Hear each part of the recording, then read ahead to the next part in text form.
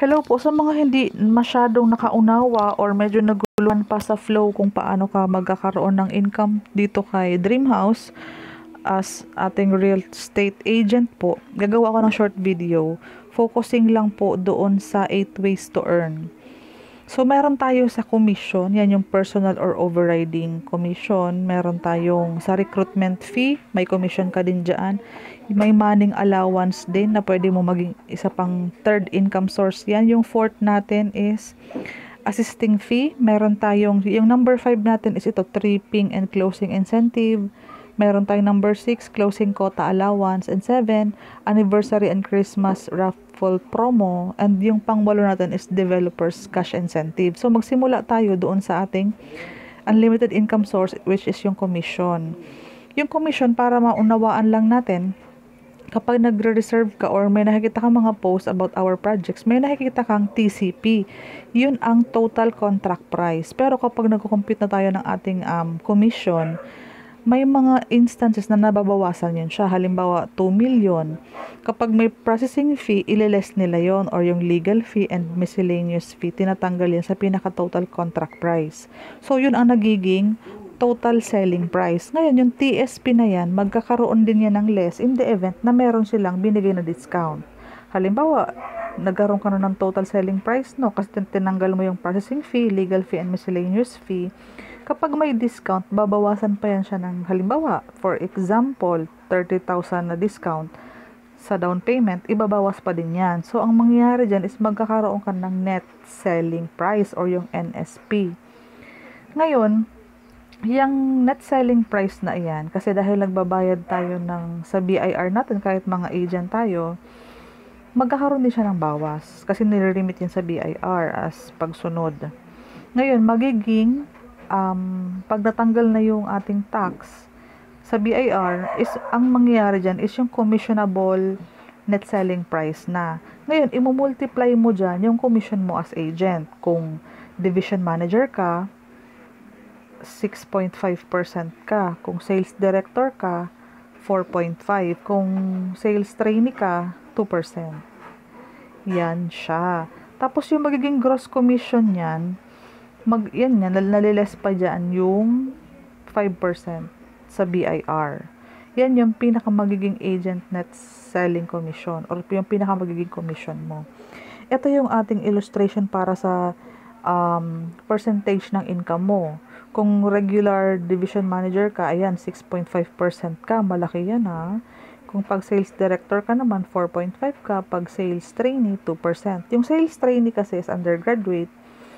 Yung sales director natin is college graduate kahit wala silang experience. Pero in the event na may experience sa selling, pwede silang promoted agad kahit undergrad, kahit high school graduate kung may experience.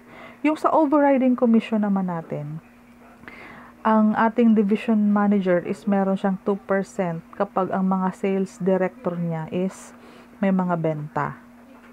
And kapag yung sales trainee nung sales director niya is may mga benta din, meron din siya doong 2%.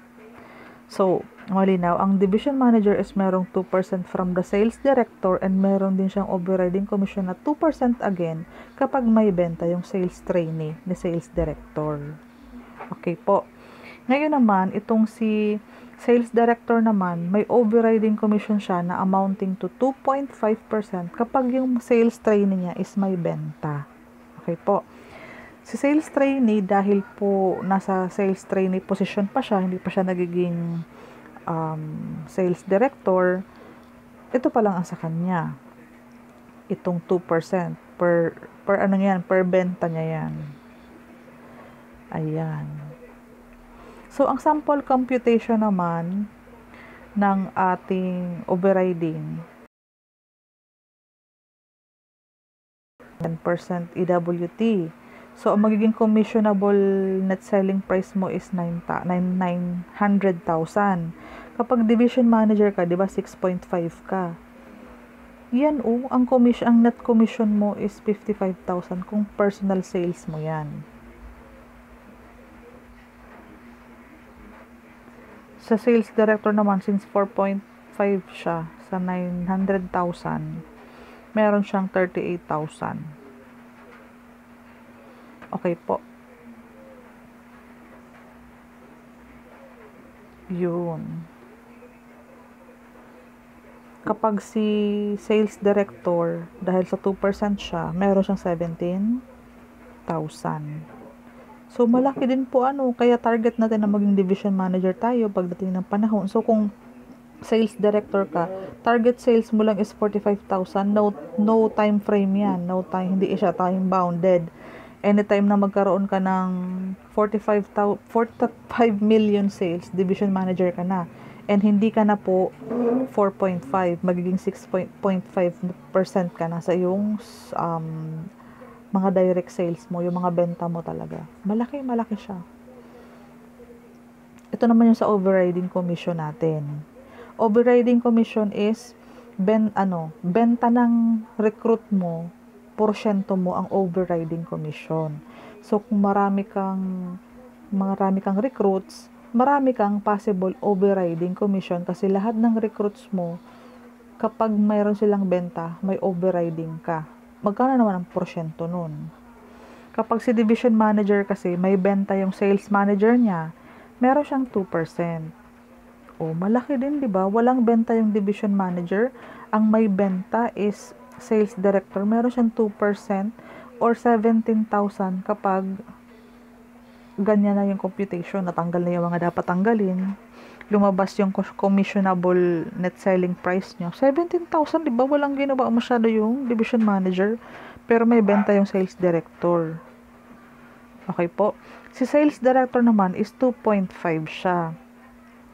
Kung may sales, ang kanyang sales trainee. So, imagine mo na lang, law of abundance, mas madami kang agent, mas madami kang overriding, mas madami kang agent, mas madami kang pwedeng inantayin na mga overriding kasi minsan ang ibang agents mo may benta, yung ibang agents mo wala.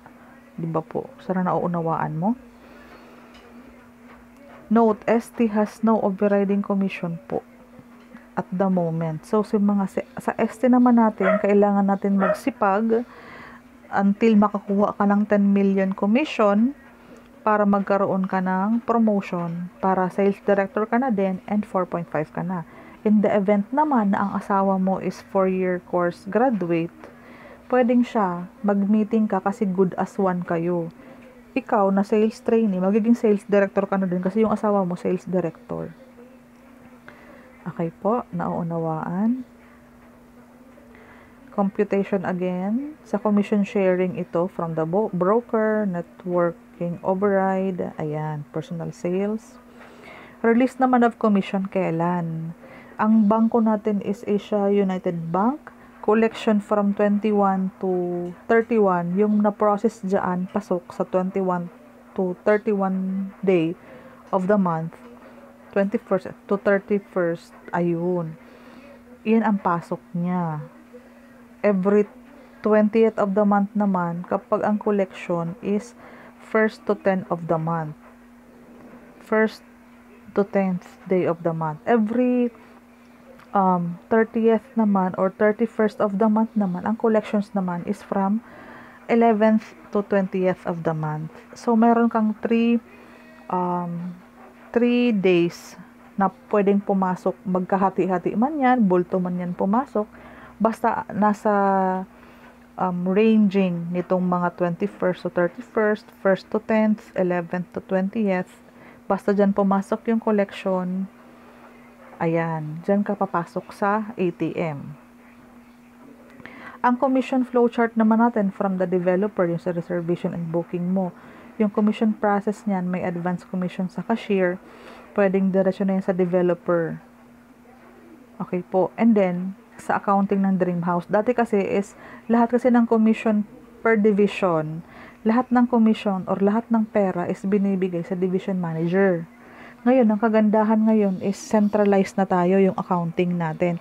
From the main office na, sila na yung nag-accounting, sila na yung naghuhulog sa ating mga bank account. Direct na from the main office. So, walang delays na yan, dire-diretso na yan. Unlike sa pag mga, 'di ba, pag sa iba pa napunta, baka ma-delay or may nagkakaroon ng delay sa pag-remit. So, ngayon, talagang pag sinabing petsa Gs, petsa 20, petsa 30, pumapasok na kasi galing yan sa ating main office. Yung recruitment fee, hindi ko ito masyadong pinapansin dati, pero ang laking tulong pala nito sa pagkarga ng income mo. So, ito muna, yung husband and wife kasi, good as one ang kanilang sales. Sales ni husband, sales ni wife, isa. So, mabilis kayo makakakota para sa allowance nyo monthly. So, ang recruitment fee kasi is 0.5% yan. Every sales ng agent mo. Recruitment fee.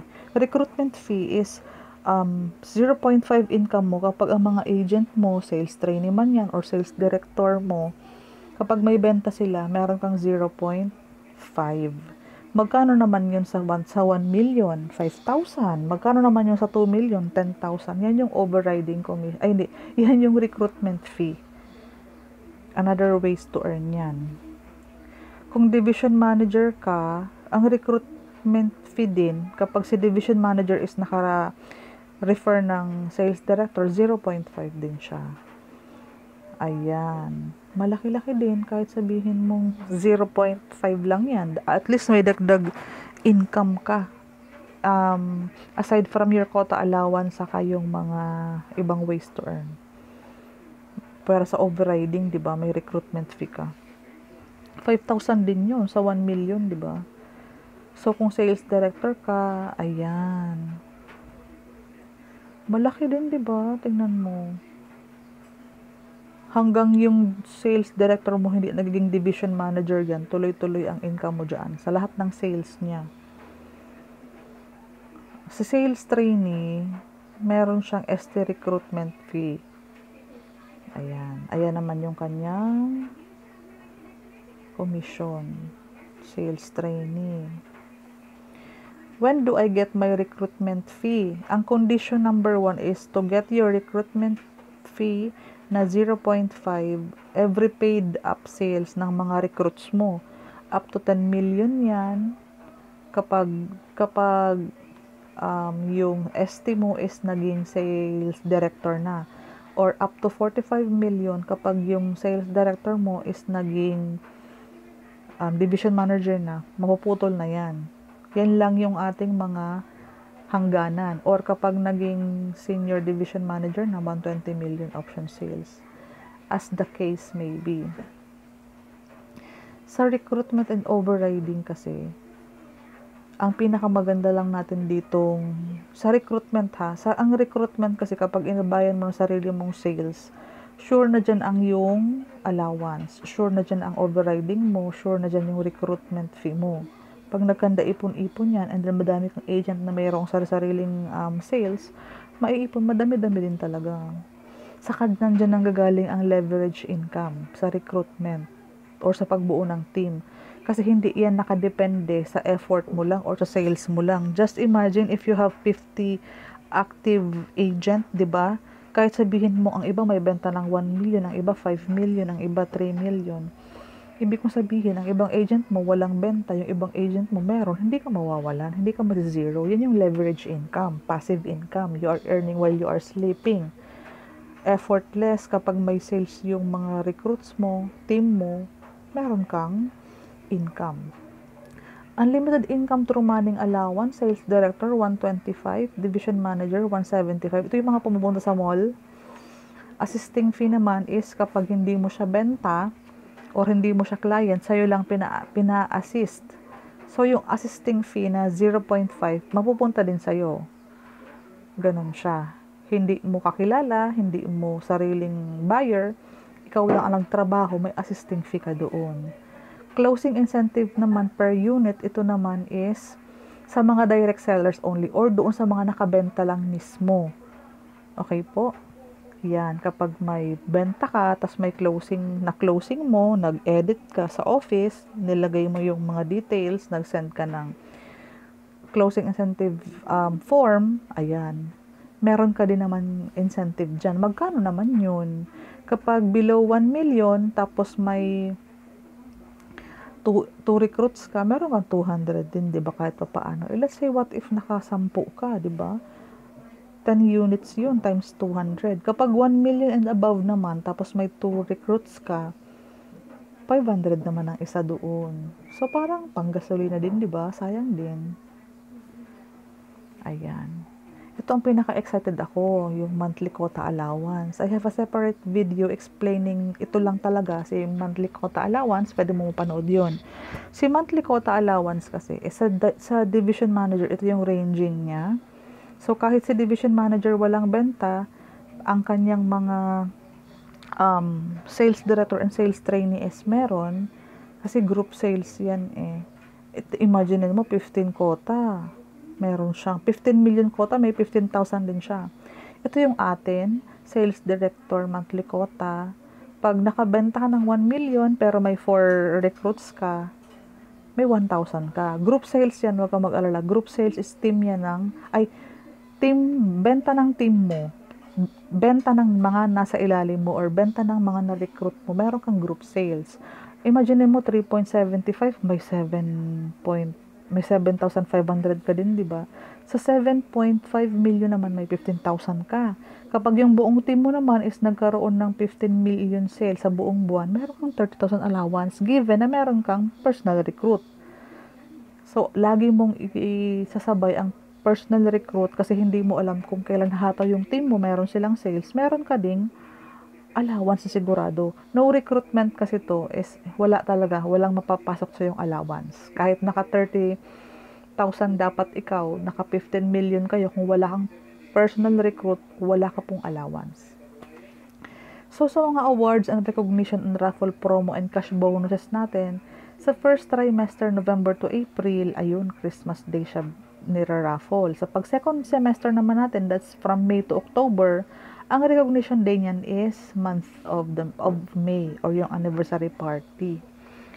Recognition, awarding, may mga cash na incentives na binibigay sa ating mga top seller, mga top lahat-lahat. Nire-recognize yung hard work mo. Anniversary raffle naman natin is depende sa sales production.